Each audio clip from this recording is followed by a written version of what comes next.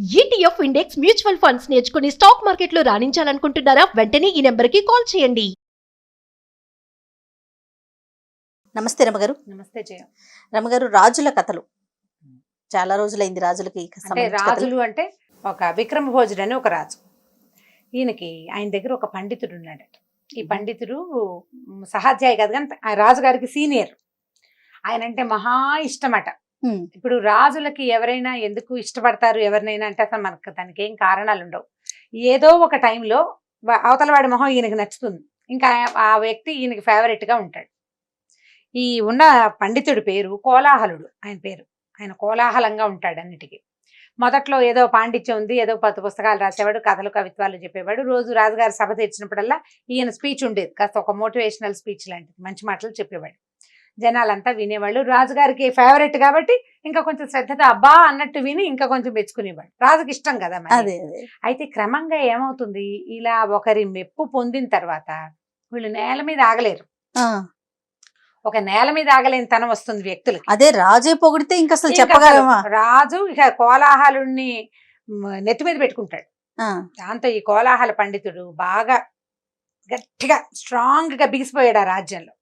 ఈ బిగిసిపోవటం ఎలా అయిందంటే, ఈయన ఎవరింటికైనా ఎవరి దగ్గరికైనా నాకు 100 నాణాలు పంపండి అంటే పంపాల్సిందే. మీ దొడ్లో మామిడి చెట్టు ఉంది, ఆ చెట్టు మీద ఒక్క కాయ కూడా మీరు తినద్దు, మొత్తం కాయలని నాకే కావాలి, నేను పూజ చేసుకుంటానంటే మొత్తం కాయలు పంపాల్సింది. అలా స్థిరపడిపోయాడు. రాజుకి ఆయన మీద ఎగనిస్ట్ గా ఏదైనా 2 వాక్యాలు చెప్పినా నచ్చేది కాదు. మా ఇంట్లో మామిడి కాయలన్నీ ఆయన కోసేసుకున్నాడండి అంటే, బ్రాహ్మడు పండితుడు మామిడికాయలు ఇస్తే మరిగిపోతావా, ఏమవుతుంది అంటాడు రివర్స్. ఈ రివర్స్ వాళ్ళకి రాజుకి ఎవరు చెప్పేవాళ్ళు కాదు. అయితే ఏమైంది, ఈయన ఏం చేసేవాడు, సాటి వాళ్ళ ఇళ్ళకే తనకు కావాల్సిన వస్తువు ఏదైనా వాళ్ళ దగ్గర ఉంటే జబర్దస్తిగా శిష్యుల్ని పంపించి తెప్పించేసుకునేవాడు.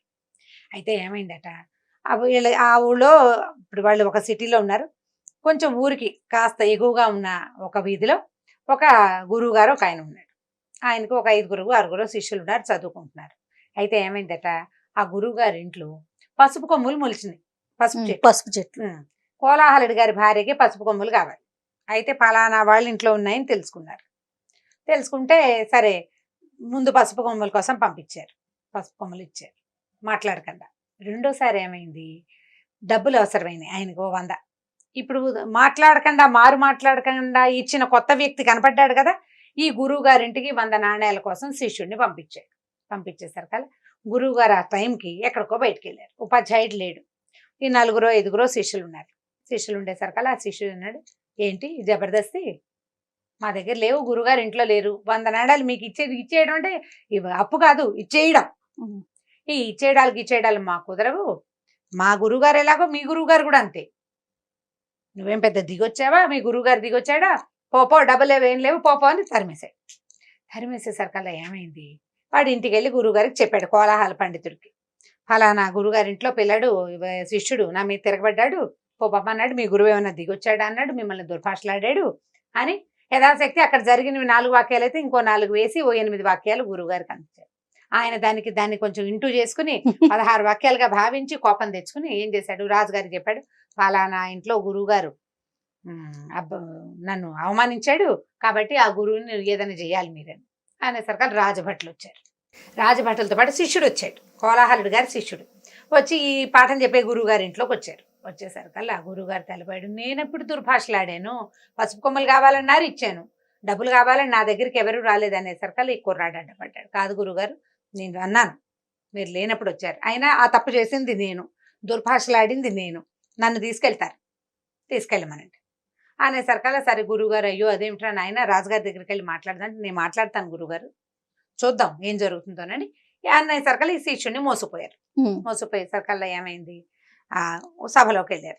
వెళ్ళి ఏదో మాట్లాడేసరికల్లా ఈ కుర్రాడు అన్నాడు, ఇదేంటండి, నేను దుర్భాషలాడడం ఎందుకు జరిగింది, మేమిద్దరమేమి వాదోపవాదాల్లో కూర్చోలేదు, మేము ఇప్పుడు 2 పండితులు మాట్లాడుకుంటున్నప్పుడు ఒకళ్ళనొకళ్ళు ఏదైనా అనుకోవచ్చు, నేనేమో మా గురువు గారి ఇంట్లో ఉన్నా, గురువు గారి ఇంటికి వచ్చింది కోలాహలుడు పండితుడు కాదు, ఆయన కాదు శిష్యుడు వచ్చాడు, వాడు అడిగింది నాతోటి నా విద్యా స్పర్ధ, నేను మహాభారతం చదువుకున్నా, మహాభారతం మీద 4 ప్రశ్నలు ఏమనండి వేయలేదు, డబ్బులు కావాలని అడిగాడు, నేను ఇవ్వనన్నాను. ఆయన అడిగింది వేరు. మామూలుగా గురువులు శిష్యులు ఏ విషయంలో వాదించుకుని పోట్లాడుకుని దుర్భాషలాడుకోవాలి, విద్యా విషయంలో చెయ్యాలి అంతే. నీకు చేవ ఉంటే ఈ ఊళ్ళో ఉన్న పండితుల్ని ఓడించి చూద్దాం, ఆ. ఓడించి అప్పుడు నువ్వు గ్రేట్ అని నిరూపించుకోవు. రాజుగారికి ఫేవరెట్ గా ఉండటం వల్ల నువ్వు గ్రేట్ అయిపోవు అని నిలదీసేసాడు సభలో. నిలదీసరికల్లా సభికులంతా హాహాకారాలు చేశారు. నిజం నిజం నిజం కదా అది అనేసరికల్లా కోలాహల్ అన్నాడు, అవురా ఇంత కసుగాయవి, నువ్వు వేలెడు లేవు, నువ్వు నాతో పోటీ అంటే మా గురువు అక్కర్లా, నేనే పోటీ, మన ఇద్దరం వాదించుకుందామన్నాడు. అనేసరికల్లా రాజుగారు కూడా ఎప్పుడు కోలాహలునే సపోర్ట్ చేస్తుంటే ప్రజలు ఎగనెస్ట్ అవుతున్నారని ఆయనకు అర్థమైంది. సరే ఏమన్నాడు, సరే వీళ్ళిద్దరికి వాగ్వివాదం పెడదామన్నాడు. మర్నాడు పొద్దున ఈ లోపల ఏం చేశాడు కోలాహలుడు, ఈ మధ్యకాలంలో ఆయన పుస్తకాలు పుచ్చుకోవాలి, ఏదో నోటుకొచ్చిన పిచ్చి మాటలు 4 మాట్లాడుతూ ఉండేవాడు. గబగబా రామాయణం, భారతం, భాగవతం అవి ఇవి తిరిగేశాడు. మర్నాడు పొద్దున అప్పటికప్పుడే మరి ఏదో ఒకటి చెయ్యొద్దు, రేపు పొద్దున ఏర్పాటు ఉంటే మనమైనా చిన్న కాంపిటీషన్ ఉందంటే ఏదో ఒక ఏర్పాటు చేస్తాం కదా.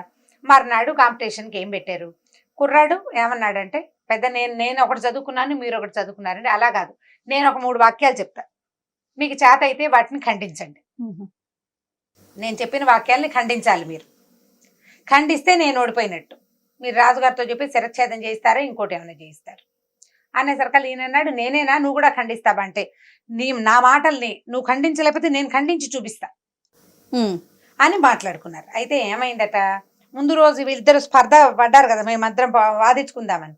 అప్పుడు రాణి గారు ఆవిడకి ఈ కుర్రాడు నచ్చాడు, పిల్లాడు చక్కగా స్ఫురద్రూపి బాగున్నాడు, బాగా చదువుకున్నాడు, వాడికి భయం లేదు, నిర్భయంగా ఉన్నాడు. సభలో బెదరాలి కదా, వాడు బెదరలేదు. బెదరపోయేసరికల్లా రాజుతో అంది, మీ పండితుడు ఏం గెలవడండి, ఈ అబ్బాయి గెలుస్తాడని సభలోనే అంది.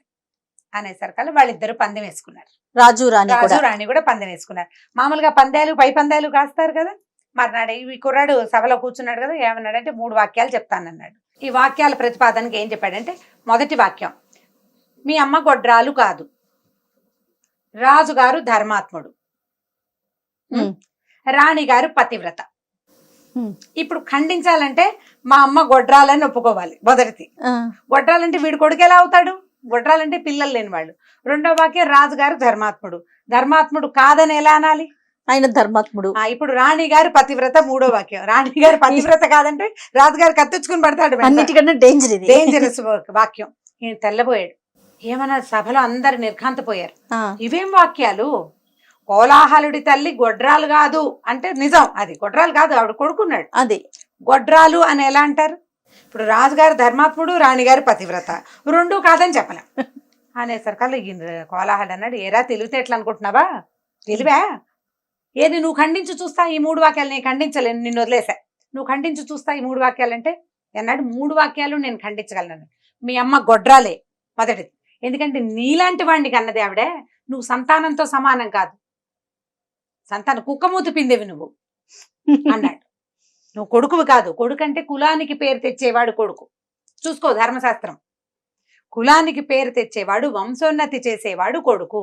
నువ్వు వంశోన్నతి చేయటల్లా మీ పితరుల పేరు పాడు చేస్తున్నావు నువ్వు దేశంలో. కోలాహలుడు అడుగు పెట్టాడంటే సభలోంచి జనాలు పారిపోయే పరిస్థితి తెచ్చావు, కాబట్టి మేమ గొడ్రాలే మొదటిది. రాజుగారు ధర్మాత్ముడు, రాజుగారు ధర్మాత్ముడు 100% కాదు, రాజు ధర్మాత్ముడైతే కోలాహలుడనే ఒక పండితుడు ఈ రాజ్యంలో ఉన్న వాళ్ళందరినీ మిస్మేనేజ్ చేసి, రాజుగారికి తన మీద ఉన్న ఆపేక్షను మిస్మేనేజ్ చేసి దోచుకుంటే, లీనియన్స్ తీసుకుని దాన్ని ఇచ్చేసి పిచ్చి అంటే దాన్ని లీనియన్స్ గా తీసుకుని దోచుకుంటుంటే ఊరుకున్నాడు. ఆయన ఏం ధర్మాత్ముడు, రాజు ధర్మాత్ముడు కాదు. మూడోది రాణిగారి పతివ్రత, రాణిగారు కూడా పతివ్రత కాదు. నిన్న మధ్యాహ్నమే ఆవిడ ఇక్కడ సభలో మాట్లాడుతుంటే రాజుగారికి ఎగనెస్ట్ వెళ్ళిపోయింది. పతివ్రత అంటే ఏమిటి, రాజు ఎస్ అంటే ఎస్ అనాలి, నో అంటే నో అనాలి. ఆయనేమో కోలాహలుడు గెలుస్తాడని ఆయన చెప్తుంటే, కోలాహలుడు కాదు కొత్తగా వచ్చిన కుర్రాడు గెలుస్తాడని చెప్పింది. ఇంకేం పాతివ్రత్యం, గంగలో కలిసింది పాతివ్రత్యం లేదు పొమ్మన్నాడు. అందరూ నిర్ఘాంతపోయారు. రాజు రాణి కూడా ఇది నిజమని భావించారు. రాజు చాలా సిగ్గుపడ్డాడు, రాణిగారు కూడా సిగ్గుపడి. కోలాహలుడు మీ అమ్మ గొడ్రాలు నీలాంటి వ్యధాన్ని కన్నదనంగానే ఆయన సిగ్గుతో తల ఉంచుకున్నాడు. ఉంచుకుని అందరు సభికులంతా చప్పట్లు కొట్టారు. అప్పుడు రాజుగారు కోలాహలుని సభాముఖంగా, అయ్యా ఇంకోసారి ఇలాంటి పనులు మీరు చేయబోకండి, మీ వల్ల రాజ్యానికి నాకు కూడా తలవంపులు వస్తున్నాయి, పనిలో పని ఇందులో మీ అమ్మగారికి కూడా చెడ్డ పేరు వచ్చిందని సభాముఖంగా కోలాహలుని కంట్రోల్ చేశారు రాజుగారు. ఈ కుర్రాడిని ఆస్థాన పండితుడిగా నియమించుకున్నారు. కుర్రాడి గురువుకి, ఆస్థాన పండితుడి గురువుకి ఇవ్వాల్సిన హోదా ఇచ్చి ఎంతో బాగా ఆయన్ని గౌరవించారు. కథ కంచికి మనం ఇంటికి. ఎంత ఇంట్రెస్టింగ్ గా ఉంది చూడు. ఇప్పుడు ఇలాంటి 3 వాక్యాలు మనకి చాలా కథల్లో కనపడతాయి, కాళిదాస్ కథల్లో కూడా ఉంది. ఈసారి ఎప్పుడైనా చెప్దాం తప్పకుండా. దీన్ని అంటే ఇవి ఎలా అంటే ప్రశ్నలు, ఆ, ప్రహేళికలు అంటారు, అంటే పొడుపు కథలు అంటారు. ఆ. విప్పాలి ఈ వాక్యాల్ని. ఇలాంటి కథలు చాలా ఉన్నాయి, తెలుగులో కూడా మంచి మంచి కథలు ఉన్నాయి. పిల్లలకి చెప్దాం. ఇంట్రెస్టింగ్ గా ఉంటుంది, ప్లస్ ఒక నీతి కూడా ఉంది కదా. అవును. రాజు ఎవరిని పడితే వాళ్ళని గుడ్డిగా నమ్మకూడదు. అంటే అధికారంలో ఉన్నవాడు, ఇప్పుడు రాచరికం లేదు కదా, అధికారంలో ఉన్నాడు, ఒక కంపెనీలో సుపీరియర్ పోస్ట్ లో ఉన్నవాళ్ళు తన కింద ఉన్న వాళ్ళని సమానంగా చూడాలి, పక్షపాత వైఖరిని అవలంబించకూడదు, లేకపోతే ఇలా ఎగనెస్ట్ అయిపోయి గొడవలు అవుతాయి అన్నమాట. రైట్. ఇంకొక స్టోరీతో కలుద్దాం రామ్ గారు. ఓకే జయ.